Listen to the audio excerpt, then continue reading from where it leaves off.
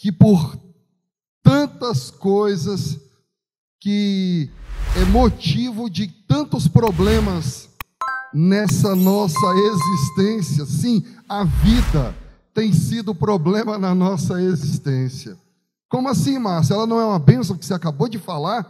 Mas é essa mesma vida que, por causa de uma séria confusão que o ser humano faz, ele mata, ele rouba, ele destrói, tal qual dizem as Escrituras, o ladrão veio para fazê-lo, matar, roubar e destruir. E nós, para termos uma vida, o ser humano, basta olhar para o mundo para poder enxergar o tanto de maldade que existe. Outro dia eu estava fazendo uma pesquisa em resposta a uma pessoa que falou assim: mas Deus, como é que Deus existe? Se tanta gente nesse mundo passa fome, como pode existir um Deus se tanta gente não tem o que comer nesse mundo? E eu fazendo uma pesquisa, eu vi o seguinte, que se você puser os caminhões enfileirados um atrás do outro, de alimentos que são jogados fora, os caminhões enfileirados, eles dão 5 voltas em torno da terra por ano.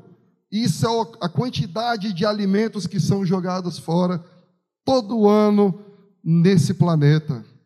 E ali eu fui mostrar para ele, porque ele queria algo racional e lógico, eu fui mostrar para ele que o problema não estava em Deus, que deu o suprimento para todas as coisas. Deus deu a condição para que todos nós tivéssemos uma vida, e uma vida abundante. Mas por causa da maldade do homem, por causa da perversidade do homem, nós vemos tudo aquilo que nós vemos acontecer neste planeta.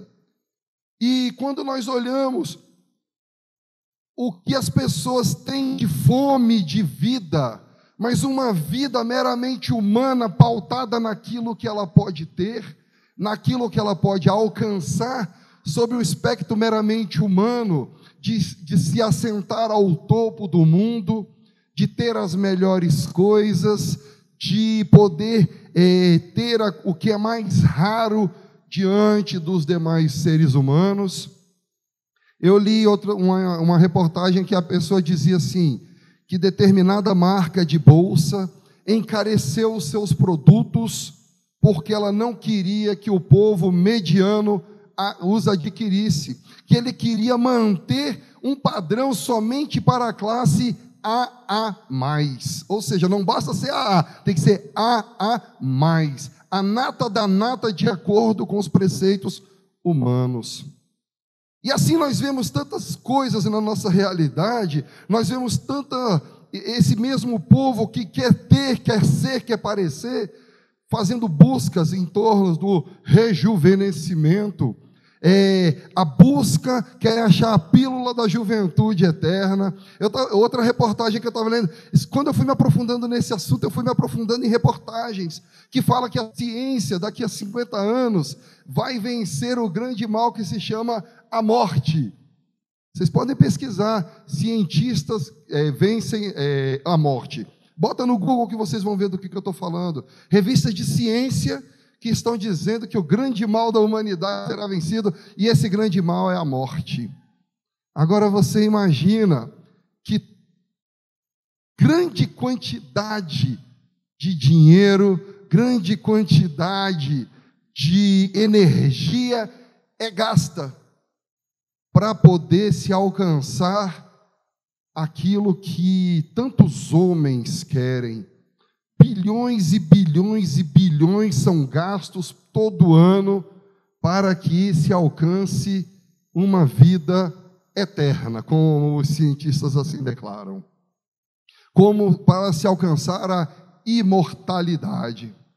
E nós vemos que se pegasse todo esse dinheiro, todo esse investimento para solucionar os problemas da humanidade, nós não teríamos mais problemas no nosso planeta.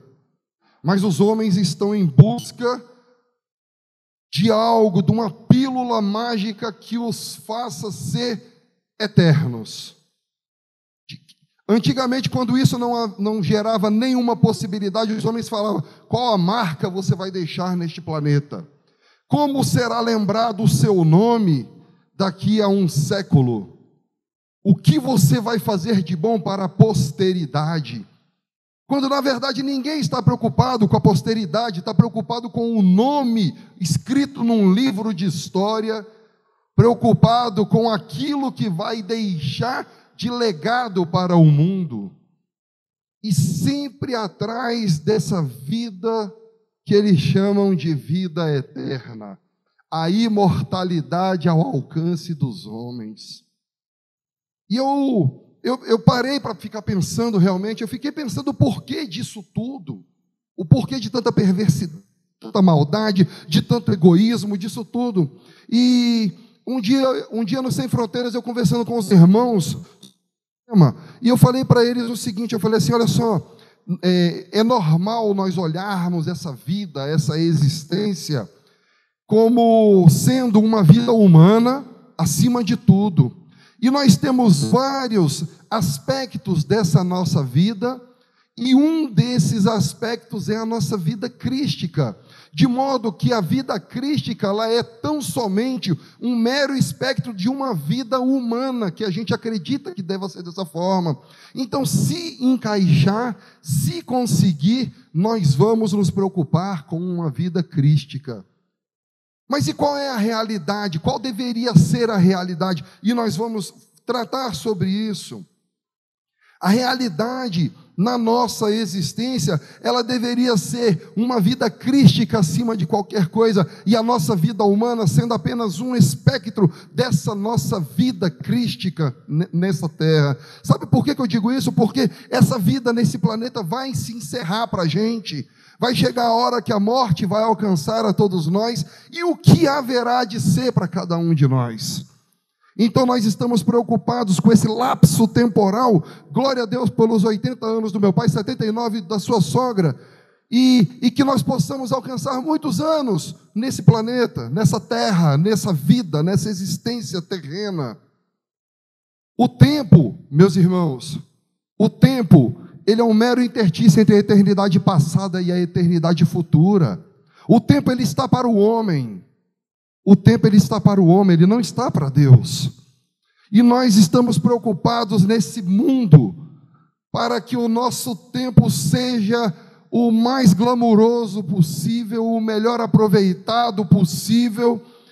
E muitas vezes nós esquecemos de ter os olhos voltados para aquilo que realmente importa. Que se você puser uma régua temporal, se você puser uma régua do tempo na tua vida, você vai ver que os seus 20, 30, 40, 50, 70, 100 anos, ela é nada diante de toda a existência que nós havemos de gozar por conta da eternidade a ser vivida plenamente com o Cristo de Deus.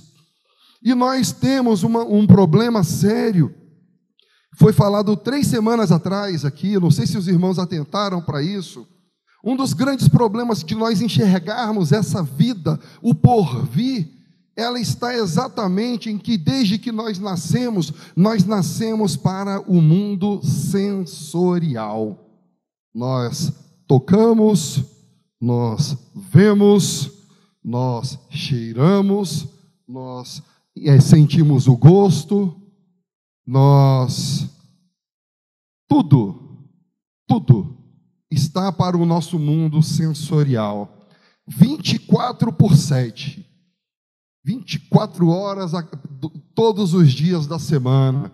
Você acorda, você sente cheiro, você ouve barulho, você sente um toque, de modo que a gente começa a nossa vida já tendo uma certa amostra de que a nossa realidade ela não é outra senão aquilo que nós podemos ver, sentir e tocar.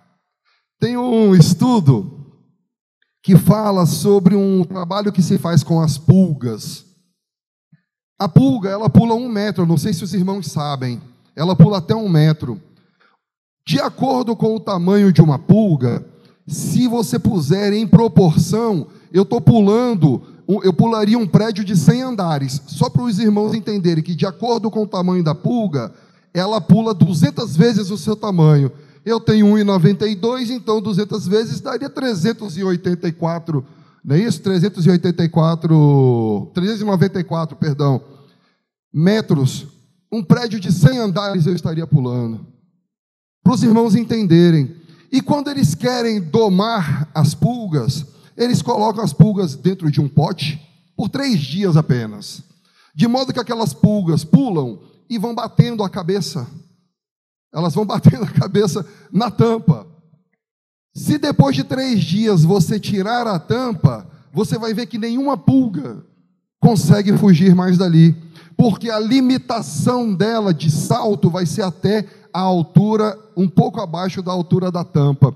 Porque ela foi se adequando, ela foi se moldando àquela realidade que ela vivia. Então, aquela capacidade potencial, aquela potência de vida que há nela, não mais é consciente, não é mais uma realidade, porque agora ela acredita, vamos usar esse termo, que o máximo que ela pode saltar é a altura da tampa. O elefante é a mesma coisa, não sei se os irmãos sabem como é que funciona um elefante. Para você domar um elefante, amarra-se a pata de um elefante em algo muito, muito, muito pesado, que ele não consegue sair dali. E ele vai tentar sair, não consegue mais. Chega a determinado momento em que ele já desistiu de tentar. E o que se faz? Pega-se, amarra-se a pata do elefante e coloca tão somente em cima de um toquinho que ele não tenta mais sair, porque a mente dele cauterizou a ponto dele não se reconhecer mais como sendo um elefante. Não para aquilo dali. Então ele não sai mais. É assim que funciona nos circos. É assim que fazem com as pulgas. É assim que fizeram com a gente. Pesado, né? Mas, potencialmente, existe algo que nasceu dentro do nosso coração. Existe uma potência de vida, uma potência da eternidade, que nós, por conta da tampa do pote, nós agora acreditamos não ser possível de viver. Nós acreditamos, muitas vezes, eu falo nós, seres humanos, para a glória e honra do Senhor, muitos têm trilhado um caminho de reconhecer que não são uma pulga ou não são um elefante. São filhos do Deus Altíssimo que tem toda essa potência de vida dentro do próprio coração. E quando a gente começa a olhar e entender que a vida eterna nada tem a ver, aliás, ela tem a ver sim com essa nossa realidade, mas não da forma como nós achamos, porque o que é a vida eterna? É viver para sempre? Eu fui baixar um monte de conceitos, que se prega por aí. O que é a vida eterna? Todos, em uníssono, disseram assim: é viver para sempre. Mas isso é possível em Cristo. E eu falei: é só isso, é viver para sempre. Então, vida eterna é tão somente o ficar na glória. Eu lembro quando eu estava novo convertido, e um irmão me ensinou que a gente iria entrar na eternidade e a gente ficaria 24 horas por dia falando glória, glória, glória, glória, glória, glória, glória, glória, glória, 24 horas por dia glorificando o nosso Deus. Eu vou ser sincero com os irmãos. Eu virei para Deus e falei assim: Deus, olha só, eu posso estar sendo desobediente, rebelde, eu não sei qual é a palavra não, mas vai ser chato no céu. Que coisa chata ficar 24 horas, glória, glória, glória. Quando na verdade havia uma falta de compreensão sobre o que é a eternidade. Já pensou, quantos daqui querem ficar 24 horas por dia adorando? Glória, glória, glória, glória, glória. Não faz nada mais da vida. Quantos querem? Se querem, façam hoje. Faça agora. Experimente-o agora.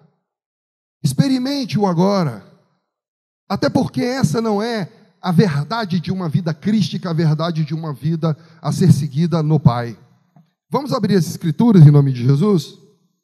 Eu quero que os irmãos abram em Salmo 139, o texto de abertura. Salmo 139, versos 23 e 24.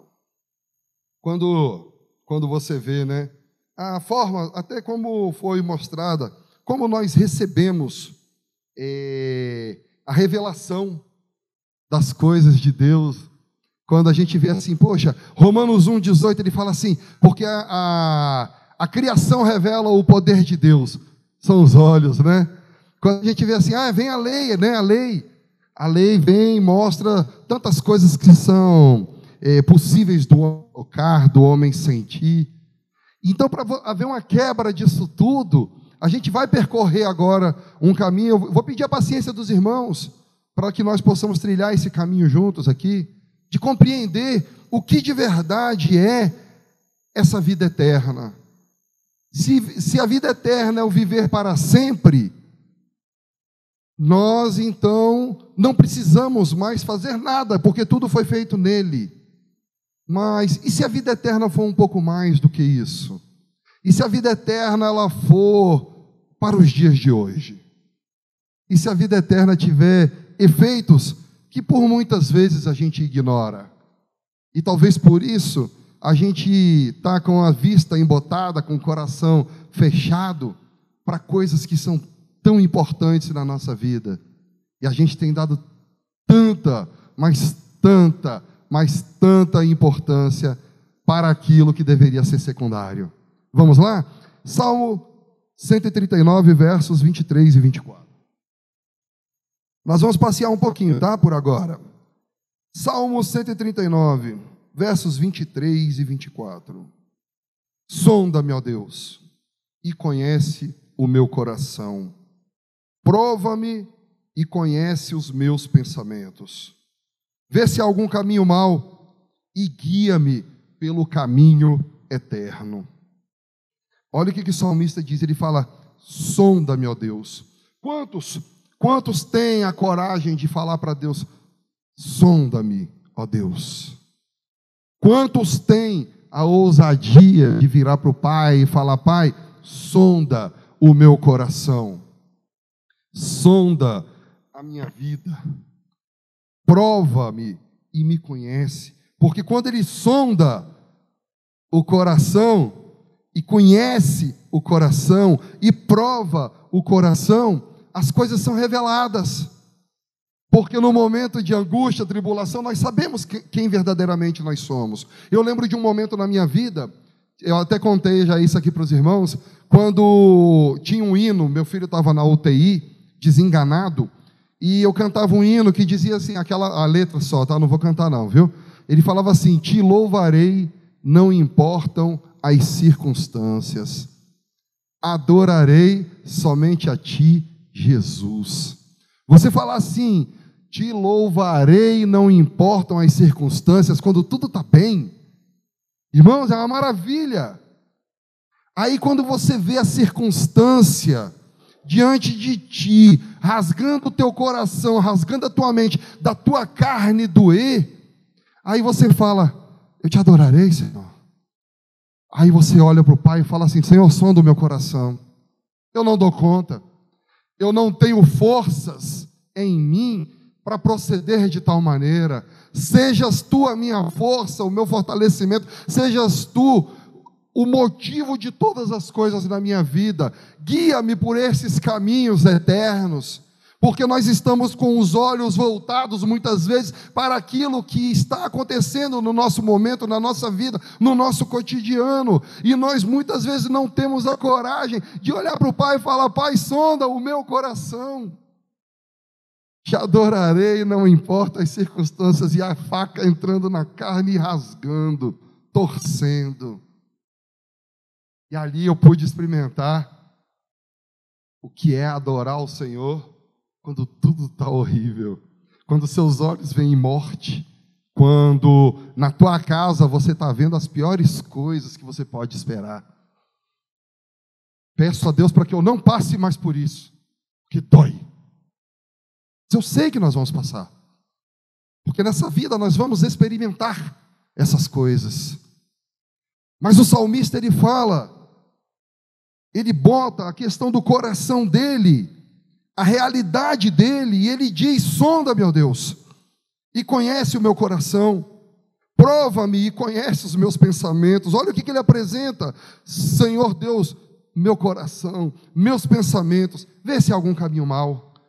E diante desse caminho mau, Senhor, o que ele diz? Guia-me pelos caminhos eternos. O salmista Davi, ele tem uma clara compreensão de que existe uma vida eterna, e essa vida, ela é para ser trilhada. Não à toa ele chama caminhos eternos, porque o trilhar um caminho não é o viver eternamente, não é o viver para sempre, mas é trilhar um caminho. É trilhar um caminho que foi determinado pelo Pai, que teve uma vontade antes que todo mundo fosse criado, antes que houvesse a palavra haja em ação, antes que todas as coisas existissem. O Pai teve uma vontade, o Pai quis algo, e Ele fala: sonda-me e guia-me pelos caminhos eternos. Nós precisamos olhar para dentro dos nossos corações e saber se os nossos passos, eles estão indo rumo aos caminhos que se encerrarão com a tua morte, se encerrarão neste mundo, ou se os teus passos te levam cada dia mais próximo desse caminho eterno. Vamos abrir o segundo versículo, Mateus 24, 25. Mateus 24, 25. Aqui, eu achei interessante, porque quando eu estava vendo a vida eterna, né, os vários aspectos que a vida eterna ela é apresentada, eu vi nessa de Salmo que a vida eterna é apresentada como um caminho. Eu achei muito interessante, porque até então eu não tinha reparado tais coisas. A vida eterna é vista como um caminho para o salmista. Mas o texto de Mateus, que ele está falando ali daquele momento em que haverá a sementeira, que Cristo ele retorna, e ele diz que ele vai te pegar uns que são para o fogo eterno, ou para o castigo eterno, aqueles que não estão de acordo, não andaram, não trilharam esse caminho.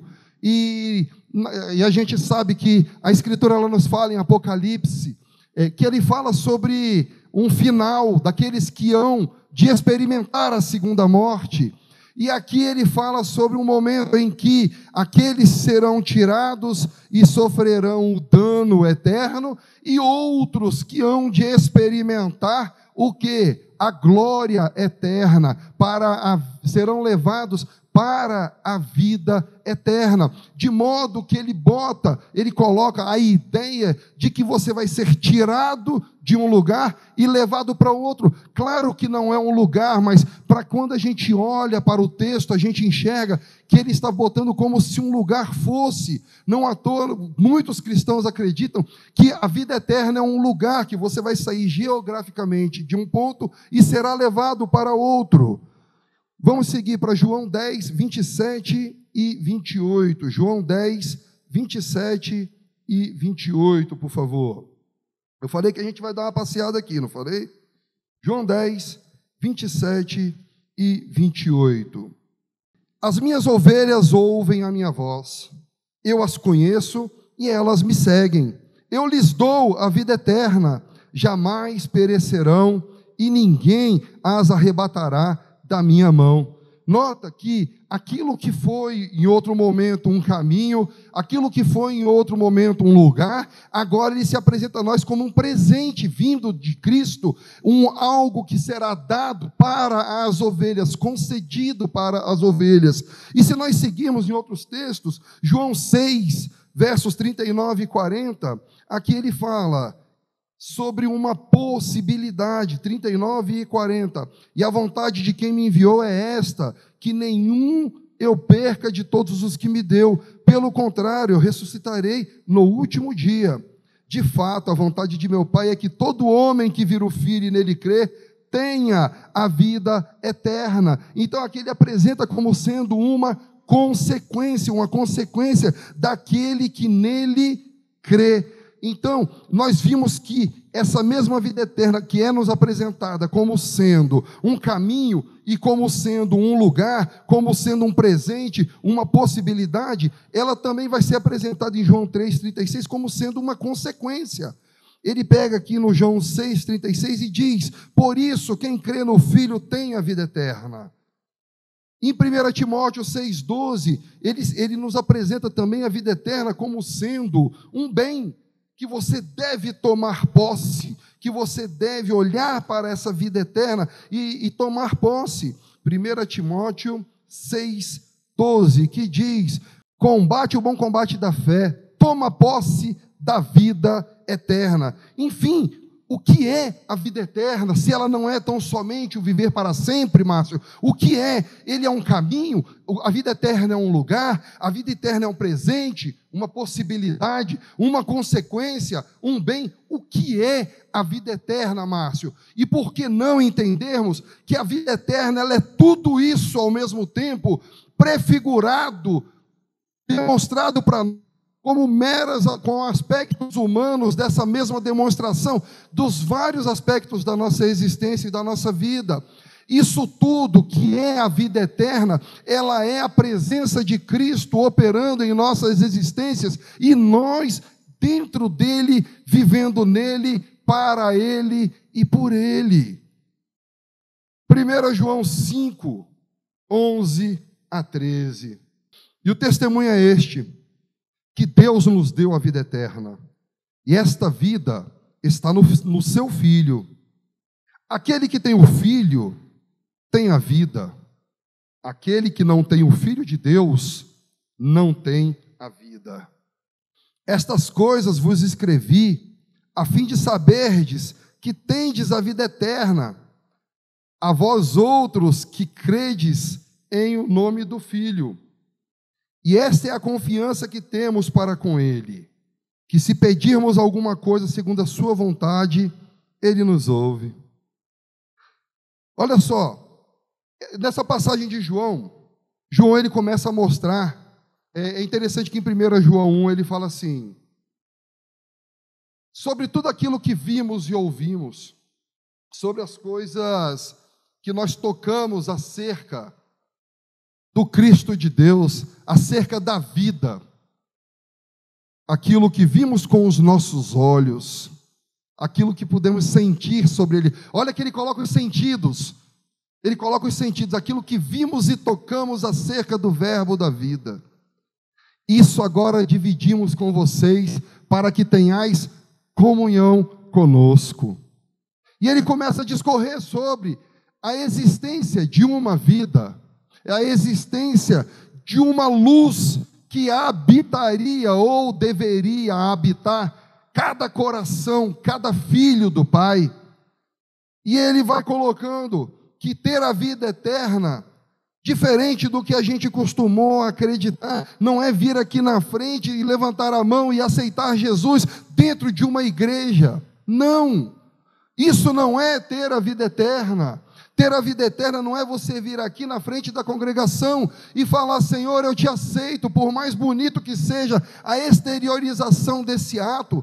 Não é isso que é ter a vida eterna. Ter a vida eterna é uma vida, ele começa a mostrar que ter a vida eterna é ter o Filho. E eu quero perguntar para vocês, o que é ter o Filho? Nossa, Márcio, você está só jogando corda, né? Sabe por quê? Porque a gente está preso, a gente está aprisionado, o ser humano tem a mente aprisionada para compreender o que é essa potencialidade que existe em nós. O que é ter o Filho? O engraçado é que quando Cristo ele fala sobre o reino, que ele fala, é chegado o reino de Deus. Ele começa a falar nos primeiros dias do seu ministério, e ele fala: olha, o reino de Deus não está longe de vós.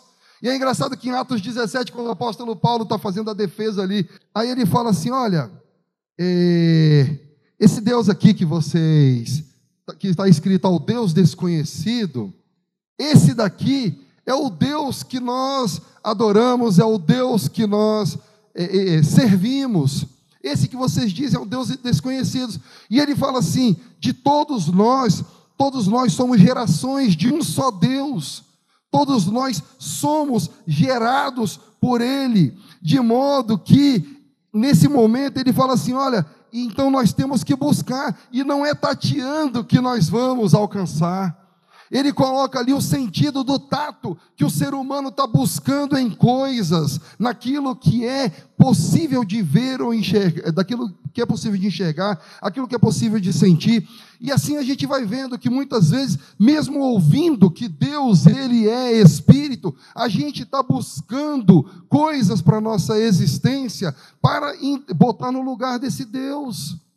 E assim nós vamos fazendo no nosso dia a dia com o nosso trabalho. Nós vamos fazendo assim no nosso dia a dia com as nossas coisas, nós vamos fazendo assim com a nossa família. Eu acho muito engraçado quando eu ouço uma pessoa falar assim: olha, eu tenho trabalhado tanto, eu tenho trabalhado tanto, que eu faço isso em prol da minha família, e em prol da minha família, eu ofereço a minha ausência. Quantos conhecem essa história? Por amor à minha família, eu ofereço a minha ausência. Ai, calma aí. Me faça entender. Por amor, eu estou oferecendo a minha ausência. Sim, irmão, é porque eu tenho que trabalhar. Qual a medida dessa sua ação, dessa sua oferta?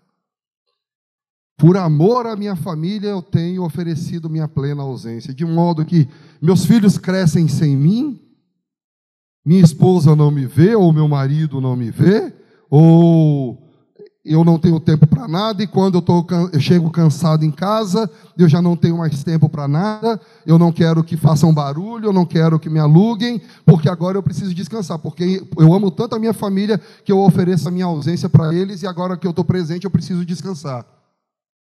E a gente vai vendo que os deuses eles vão ganhando um outro nome, porque se não é um Deus para ser adorado e exaltado, ele é um Deus para ser servido. O Deus do trabalho, o Deus do dinheiro, o Deus do carro, o Deus das conquistas, o Deus. São tantos deuses que a gente está com a vista embotada, perdendo o real sentido de todas as coisas. Quando nós falamos sobre ter o filho, eu perguntei para os irmãos: o que é ter o filho? Ter o filho é ser discípulo. Ter o filho é ouvir as palavras de Cristo.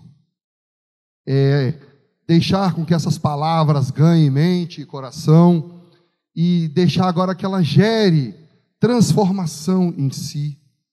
Permitir que essa transformação ela seja tamanha no seu coração, que as coisas desse mundo, dessa nossa realidade, elas vão continuar importantes, mas elas não serão mais importantes do que aquilo que verdadeiramente é importante. E Cristo ele pergunta: vocês querem ser reconhecidos como meus discípulos? Quando ele faz essa pergunta, vocês querem ser reconhecidos como meus discípulos? Se você parar para analisar toda a história dos discípulos, tem um momento que eu acho muito interessante, quando João e Tiago eles viram para Cristo, eles falam assim: Senhor, permita-nos assentar à sua destra, quando o Senhor estiver à destra do Pai. Ou seja, Senhor, permita-nos ser honrados, tal qual o Senhor será honrado. Ou seja, permita-nos assentar num lugar alto para ser visto. E a Escritura diz assim, como Cristo sonda o coração, Cristo explica para eles: olha, o reino do meu Pai não é como o reino dos homens. No reino dos homens, o maior é aquele que está sentado acima e governa sobre vidas. E se a gente parar para analisar, a gente consegue enxergar isso. A gente consegue viver, sentir na pele isso. A gente sente na pele porque o despertador toca às 5 horas da manhã, para a gente poder sair para trabalhar. E a gente chega lá, tá muitas vezes o chefe emburrado lá, e a gente tem que se submeter. A gente tem que ouvir aquilo que a gente não ouviria se não precisasse. A gente suporta porque a gente tem uma necessidade humana e a gente vai aceitar determinadas coisas que no normal a gente não aceitaria. E a gente vai suportando, vai aturando, vai aguentando aquilo tudo por causa dessa necessidade. E quando a gente começa a entender, começa a ver que as coisas dessa existência, elas estão no lugar invertido, a gente vai começando a mudar o nosso coração, que a gente fala, calma, como assim? Ou eu me sujeito a isso tudo, sendo que existem coisas que são mais importantes, que uma chuvinha nos afasta de buscar a face do meu Deus, uma dificuldade. Eu lembro que o pastor Alexandre fala assim, se eu lembrar, no domingo eu vou. Tanta coisa, e a gente vai achando que ter a vida é estar de acordo com essa existência, é ceder a essa existência. Mas a pergunta que eu fiz sobre aquele momento em que Cristo, ele vira para os seus discípulos e fala assim, vocês querem ser reconhecidos como meus discípulos? Eu falei, a gente se sujeita a tudo nesse mundo, mas a sujeição ao que importa, no momento em que Cristo fala assim, vocês querem ser reconhecidos como meus discípulos? Amem-se uns aos outros. A marca de ter o filho, a marca de viver o filho, é viver o amor de Cristo em si. A marca de ter o filho, você quer ser reconhecido como discípulo, a marca é o amor. E quando você começa a olhar para o amor de Cristo, aquele que se doou integralmente, aquele que, sendo Deus, ele abre mão do ser, ele abre mão de si, ele abnega-se, ele suporta todas as coisas, ele se doa, Aí a gente precisa olhar para esse amor e entender o que é esse amor. Eu assisti um vídeo outro dia, acredito que muitos irmãos tenham assistido, do Clóvis de Barros Filho.